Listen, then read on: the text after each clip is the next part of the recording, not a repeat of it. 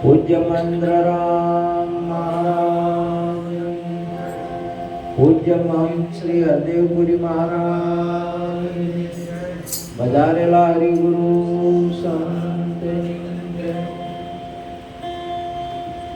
આજે પવિત્ર ભૂમિયા મંડાલી મુકામ મહારાજ શ્રી જોડારામ એમના ભાઈનો પરિવાર મળી ઘણા ભજન રાખે છે. અહોનિશ ભજનમાં હોય છે. મારે પણ 2-3 વાર આવવાનું છે.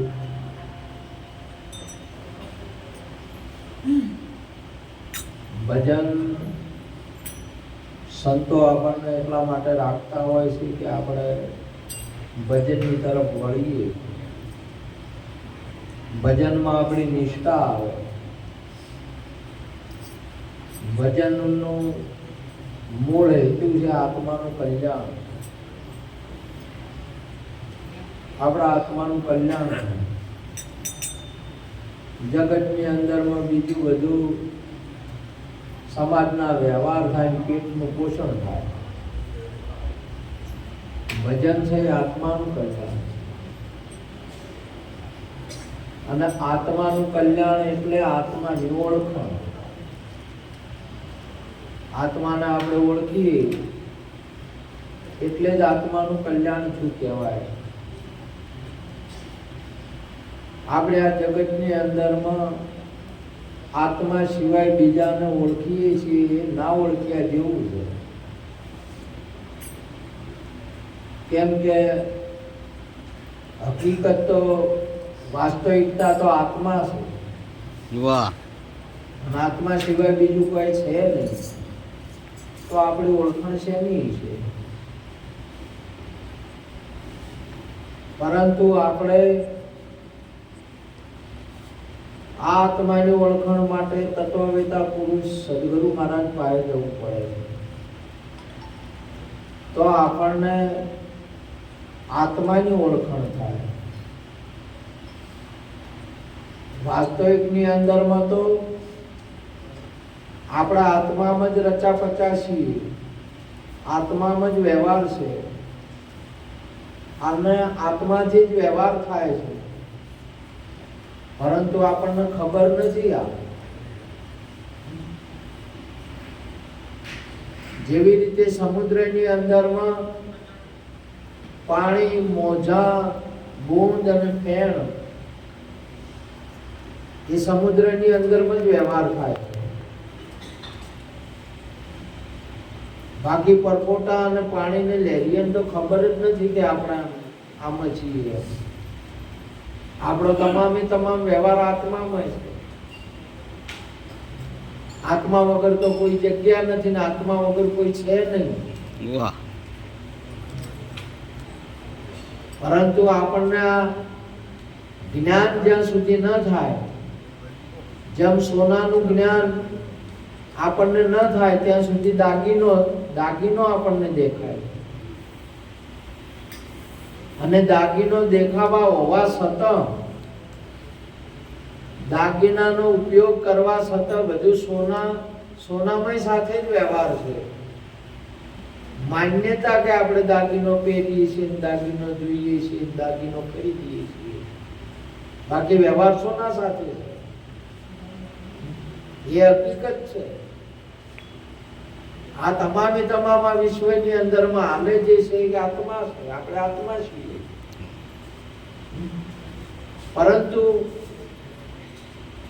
કારણ ક્યાં બન્યું કે જેવી રીતે વરસાદ વરસે અને તળાવની અંદરમાં પાણી ભરાય, પાણી ભરાય એટલે અમુક સમય પછી એના ઉપર નીલ જામી જાય. નીલ જામી જાય એટલે આપણને પાણી દેખાય નહીં. એમ આપણી જ કલ્પના આપણને ઢોકે છે. આપણી કલ્પના આપણને ઢોકે છે. બાકી પાણી જ છે. પાણીમાંથી ઉત્પન્ન થયેલી આ નીલ પાણીને ઢોકે છે. એમાં આપણી જ કલ્પના આપણને આપણાના આત્માને સાક્ષાત્કાર નહીં થવા દેતી. એટલે આપણા ગુરુ મહારાજે સુંદર વાત કરી, રામ નામ તું રાખ હૃદયમાં, કાઢ કલ્પના કાચી, આદ અંત ને મધ્ય બોલે તે વસ્તુ સાચી. હાલ જે છે એ વસ્તુ સાચી છે અને સત્ય છે. તો હાલે આગળ ને પાછળ આત્મા જ છે. આત્મા સિવાય આ સૃષ્ટિમાં કોઈ નહીં. પોતપોતાની ભાષાએ કરીને, વાણીએ કરીને, જેમાં પાણીની અંદરમાં નીલનું આવરણ ઊભું થયું, એમાં ભાષાએ કરીને, વાણીએ કરીને બ્રહ્મ ઊભો થયો છે. વાણીમાં બ્રહ્મ ઊભો થાય છે. આ જગતની અંદરમાં માતા પિતાના કુખેથી શરીરની પ્રાપ્તિ થઈ. શરીર સાથે આપણને 3 વસ્તુ બીજી પ્રાપ્ત થઈ. શરીર પ્રાપ્ત થયું એટલે કર્મ પ્રાપ્ત થયું. શરીર પ્રાપ્ત, પ્રાણ પ્રાપ્ત થયો એટલે મન પ્રાપ્ત થયું. અને શીશ પ્રાપ્ત થયું એટલે વાણી પ્રાપ્ત થયું. આ 3 વસ્તુ આપણને પ્રાપ્ત થઈ છે. તો વાણીએ નિર્વાણી પદને ઢોકી દીધું. મને વિચારોય નામને પ્રગટ ન થવા દીધું. અને દેહે એટલે કર્મે વિદેહીને ન પ્રગટ થવા દીધું. એટલા માટે આપણા ગુરુ મહારાજ સદગુરુ આયા ઓગણીએ અને કર્મનો કર્યો નિવેડો આવે.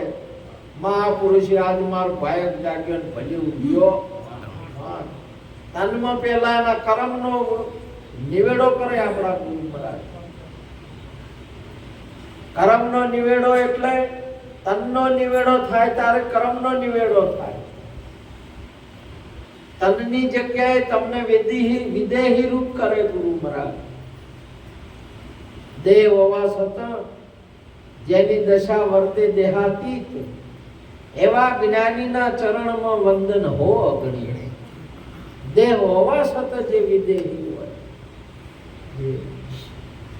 આજે જગતની અંદરમાં વિચારોની જગ્યાએ નામની આજે પ્રાગટ્ય સદગુરુ કરી શકે. વિચારો તો આપણાથી પ્રગટ થાય છે. નામ આપણા ગુરુ મહારાજ પ્રગટ કરે. જ્યાં સુધી નામ પ્રગટ ના થાય છે તો ખરી. બોલે બોલાવે સબગટ બોલે, સબગટમાં રહ્યો સમાય. જણણ જણજાલરી વાગે. બોલી રહ્યો છે પણ આ નામ આપણા ગુરુ મહારાજ સમય પ્રગટ ન કરી શકે કોઈ. આત્મા પ્રગટ ન કરી શકે કોઈ. એટલા માટે સંતોની, ગુરુ મહારાજની આવશ્યકતા છે. આપણને તો ઘણાને તો એમ કે અમને ફાવે તો આપણે ગુરુ કરાવીએ. ઘણાને તો એમ કે આ ભક્તો ભજન કરે આપણે ના કરાય એમ. ઘણાને તો આવું બધું હોય. હરેક માણસ માત્ર મોક્ષને પાત્ર. હરેકને સમજવાની જરૂર છે. પૃથ્વી ઉપર જે મનુષ્ય માત્ર છે, કેમ કે મનુષ્ય માત્ર છે નહીં, મોક્ષને પાત્ર છે. કેમ કે મનુષ્ય સમજી શકે છે. મનુષ્યના તમામે તમામ 5 કર્મેન્દ્રિયો, 5 જ્ઞાનેન્દ્રિય અને 4 અંતઃકરણ ભજન કરી શકે છે, સમજી શકે છે. દાખલા તરીકે માણસના પગ છે, પગ પશુને છે, પક્ષીને છે. ગુરુ શરણે ના જઈ શકીએ આપણે. માણસના પગે જઈ શકાય છે ગુરુના શરણમાં. આજે તમે જુઓ ઘણા કે બધાના પગો છે. માય તો 4 પગ છે. અને એકને તો વળી કેટલા બધા પગ છે. તમે પેલા કોણ ખજુરાને કેટલા બધા પગ છે પણ કદીએ તમે તો સંતો પાસે ભાળ્યો આવે તો ઉભા કરી નો કે આપણે પગ આલ્યા છે આપણને માણસના એનાથી સાબિત થાય છે કે માણસના પગ સદગુરુ શરણે જવા માટે, દારૂ પીવા માટે નહીં, પણ ઘણા બધા એને ઉપયોગ કરે તો લઈ જાય, આવડા માર્ગે લઈ જાય. હાથ આલ્યા છે સેવા માટે. તમે જો બંદરને હાથ હોય, વજરાને હાથ હોય, પણ મકાન ના બનાવી કે એને ખબર ના પડે કે રહેવા માટે ઘર બનાવીએ એમ, અથવા કોઈની સેવા કરીએ એમ. માણસના હાથથી સેવા કરી શકે છે, મકાન બનાવી શકે છે. મહાપુરુષે કહ્યું છે કે ધનની પ્રાપ્તિ કરી શકે છે હાથથી. એટલા 14 એટલા કિંમતી છે અને એટલા અમૂલ્ય છે કે એને જે કરવું હોય કરી શકે છે. એનાથી સાબિત થાય છે કે આ તમામે તમામ ભરપૂર ભજન કરવા માટે છે, માણસમાં આત્માની ઓળખાણ કરવા માટે છે. પરંતુ આપણને યાદાર નથી, કોઈ સમજાવનાર નથી, આપણને ખબર કોણ આવે, એટલે આપણે એનો દુરુપયોગ થાય છે. નહીં મહાપુરુષે કહ્યું કે પારખ વગરનો પડ્યો પાદર્મ પથરાને પરમોણે રામ બાણ વાગે એ આ વાતને જાણે. આ પારખવાનું છે. આજે તમે જુઓ ચંદ્ર ઉપર જોય કે જ્યાં જાય એ માણસ જાય છે કે બીજું કોઈ જાય છે. આજે રાજ ચલાવીએ માણસ, અને આજે સંતો જ્ઞાન આપતા હોય અને જ્ઞાન રૂપ થયા છીએ માણસ.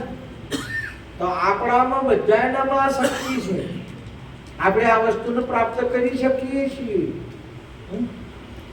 આપણી પાસે છે, તમારે કઈ લેવા જવાની વાત નથી, જ્ઞાન આપવા લેવાની બાબત નથી, જ્ઞાન પ્રગટ કરવાની બાબત છે.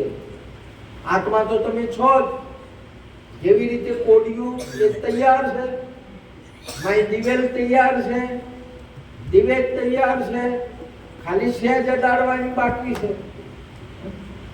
કોઈ આવા તત્વ વેતાન પ્રગટ પુરુષ જે દીવો પ્રગટ હોય એ દીવાને આમ કઈ સહેજ અડાડી તો બોલો વાર કેટલી થાય?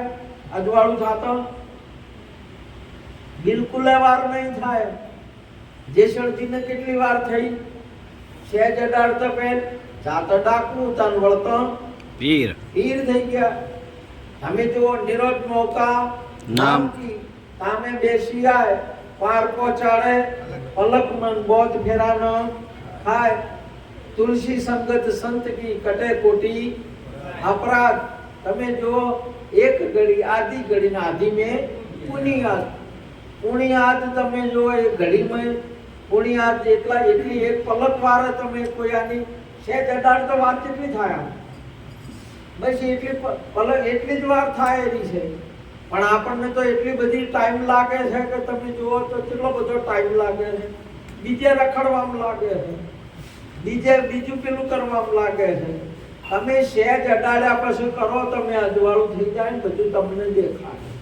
વાહ! આ વસ્તુને પહેલા સદગુરુ પાસે જઈ આત્માનું કલ્યાણ કરી, આત્માનું પ્રાગટ કરી, વિશ્વ તમારું નહીં, વિશ્વ રૂપ તમે થાઓ. વાહ! હે અર્જુન, મારા સિવાય કોઈ નહીં. જો દુર્વાસા બાપુનો ઉપદેશ, કૃષ્ણજીને એના રૂપને આખું વિશ્વના એના રૂપ. એકલા કૃષ્ણજીને નહીં, તમે પણ તમારા આખા વિશ્વની રૂપ છો. તમારી શક્તિને તમે પ્રગટ કરો, તમારા રૂપને તમે જુઓ, જાગીને જુઓ તમારા રૂપને. બીજો નથી બોલતો.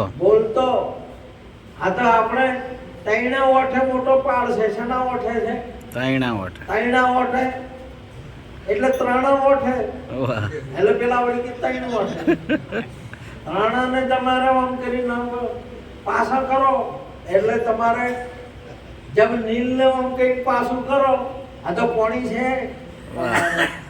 મહાપુરુષો એટલે આપણને આવો મહિમા કરી આપણા સ્વરૂપને જાગૃત કરવા માટે કરતા હોય. અને સ્વરૂપ જાગૃત કરે એટલે આ વિશ્વની અંદરમાં બસ તમારે અંધશ્રદ્ધા નહીં છોડવી પડે, તમારે કર્મને નહીં છોડવું પડે, તમારે ઉપાસના નહીં છોડવું પડે, તમામે તમામ તમારું સ્વરૂપ થઈ જાય, આખું બ્રહ્મ સ્વરૂપ થઈ જાય. એટલા માટે આપણા મહાપુરુષો કહે અહમ બ્રહ્માસ્મિ. આ ગુરુ મહારાજનો ઉપદેશ છે એટલે સેવક બોલે છે અહમ બ્રહ્માસ્મિ. ગુરુ મહારાજ જ્યારે ઉપદેશ આપશે ત્યારે તમને લાગશે કે હું આત્મા છું. બ્રાહ્મણપણું છૂટી જશે, છોડવું નહીં પડે. ક્ષત્રિયપણું છૂટી જશે, છોડવું નહીં પડે. વૈશ્ય શૂદ્ર નર નારી તમામે તમામ જે ઉપર જે બધા સિક્કાઓ લાગેલા છે ને છૂટી જાય.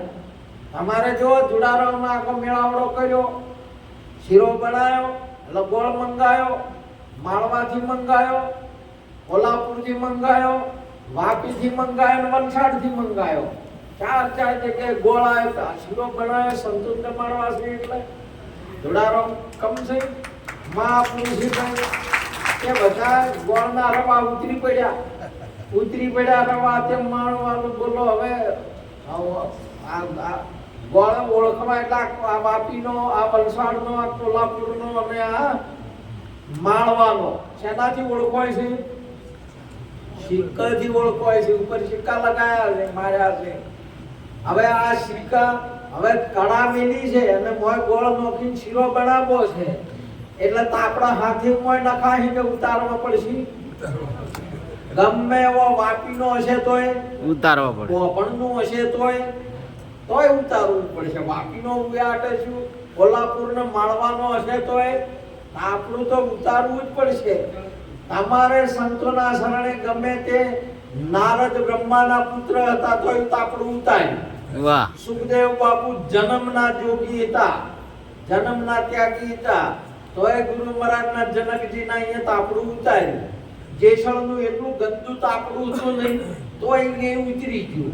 અમુકને સોખા હોય તોય શું શીખા લાગેલા છે, આ બધા તમારે ઉતારવા પડશે. અને ઓય નહીં ઉતરો તો સંસારમાં એક દાડો ઉતરશે નહીં. તમારે હવે સડેલા તો સિક્કા લાગેલા તો ઉતર્યા વગર રહે નહીં. પણ જેને પહેલા ઉતરી ગયા છે ને એને શીરો થઈ જાય એટલે એક રસ થાય. પરમાત્મા એક રસ થાય, આત્મા રસ થાય. અને જ્યાં સુધી તાપડાની અંદરમાં હશે, સિક્કામાં હશે તો એક રસ થશે નહીં, આત્મા રસ નહીં થાય. વિધ અલગ અલગ રસો થાય.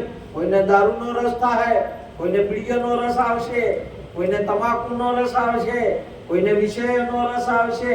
અલગ અલગ રસો આવશે, એક રસ આવશે નહીં. આ તાપડું ઉતરી જાય તો તમારા એક રસ અવશ્ય આવશે, આત્મા રસ. એટલા માટે મહાપુરુષે કહ્યું કે રામ રસ એસો હે મેરે ભાઈ, જો કોઈ પીવે સો અમર હો જાય.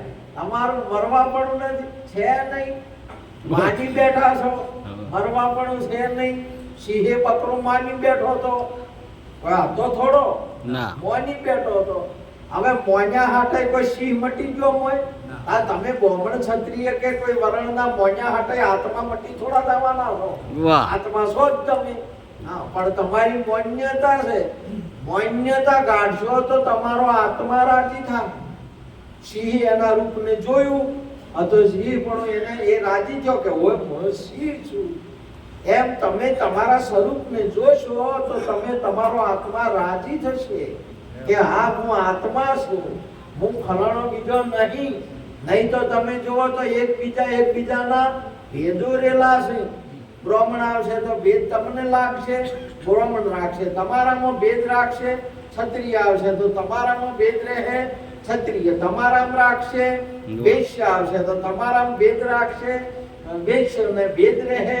હરિજન આવશે તો તમારામાં ભેદ રાખશે, અથવા તમે હરિજનમાં ભેદ રાખશો. નારીમાં જોશો તો નારીને ભેદ રહેશે, નરને નારીનો ભેદ રહેશે. આ બધા ભેદ રહેશે. અને તમે આત્મા જ છો તો ભલે પછી બધા ગમે તે હોય આત્મા. તમે જુઓ ગમે તેમાં તમારા ગોમની અંદરમાં પેલા આપણે થોડા રમને ગોમમાં તરગાળા રમવા ના આવતા? તરગાળા રમવા આવે, તુરી તરગાળા તે ખેલ ગાડે તે ઘડીવાર આવે. રાજાનો આદમીનો પોશાક પહેરીને આવે અને વળી પેલી રમવા વાળીનો પહેરીને આવે. એટલે છોકરા તો બધા ભૂલી જાય કે આ તો આ બીજાનંદ છે, આ શેણી છે. પણ પેલા રમાડવા વાળા ઘંટિયા ભૂલી જાય એ ના ભૂલે કે આ તો અમારો તરગાળો જ છે શંભુ નાયક એ કદી ના ભૂલે ઘંટિયા એમાં બધા ગમે તેમ આટલા બધા જે બધા ફરીને આયા હોય પણ આત્મ જ્ઞાની થોડું ભૂલે કે આ આત્મા નથી એમ ભલે ગમે તેવા રૂપ બદલી ના આવે રૂપ છે પણ અરૂપ રૂપ અનુપમ દર્શી હોય તે દેખે સુગમ સાંભળ્યો વાલો સદગુરુ હોય શિર તે નહીં ગમે તેમ તમે જો આજે કોઈ બંગડી હોય કોઈ ટૂંપીઓ હોય કોઈ મંગળસૂત્ર હોય કોઈ કડી હોય કોઈ નથડી હોય આ તમામે તમામ પણ હોનીના અહીંયા લઈને જાઓ કે આ બગસરાનું છે કે પિત્તળનું છે કે હોનાનું છે એ ઓળખ્યા વગર રે એ તો ઓળખી જાય આપણે કદી ભૂલી જાવ કદી પેલા પૈણેલા મંગુબેન ભૂલી જાય કે ભાઈ હળો આજે તો હાસા દાગીના છે એમ કરીને નહીં પહેરતા બગસરામાં હાસા કરીને એમ પહેરે એમાં બધા ખોટા હાસા કરીને પહેરે પણ જ્ઞાની પુરુષો તમારો આત્મા તમે ઓળખો તો ભૂલો નહીં માટે આવો આત્મા અજર અમર અવિનાશી આત્મા પોતાને નક્કી કરાવે વાયક જેને જ્ઞાની ગુરુ મિલી આવે માટે આત્માની ઓળખાણ કરજો અને આત્માને ઓળખશો તો તમારો આત્મા રાજી રહેશે. આટલું કઈ વાતને પૂરી કરું. બોલો સદગુરુ મહારાજ.